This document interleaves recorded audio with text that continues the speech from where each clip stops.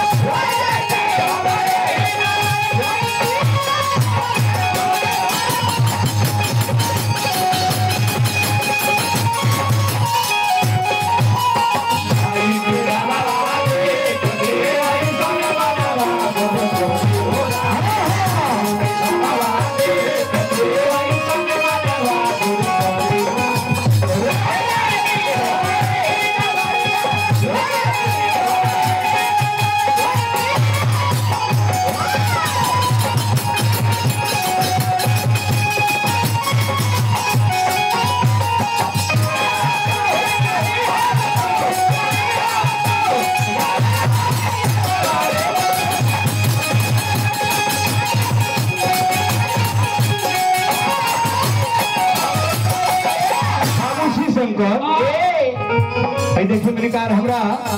जोगिंदर बाबू श्री सिया निवासी हमर भोगिना हो और बाबू का तरफ से बहुत बहुत रुपया पुरस्कार मिलल लाख लाख धन्यवाद खुशी है खातिर माई से प्रार्थना करब के माई तो परिवार पर और वही पर हमारा सुभाष बाबू के परिवार पर ये गांव जवान के परिवार पर अपन दया दृष्टि रखो ए बाबू भक्त करे माई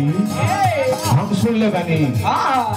ये गो माई का पेट से 4 गो बेटा हो गई इंजीनियर हो गई केहू दरोगा हो गई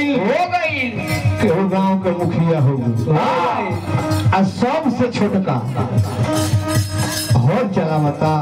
गाड़ी चलावता घर के परवरिश करता ओकरा के लोग माई बुर्बक कहेला ऐसे माई सुनो बेटा या नारी के मन महातारी बेटा या नारी के मन महातारी ए माई अदया हुई रहो पगली उतारी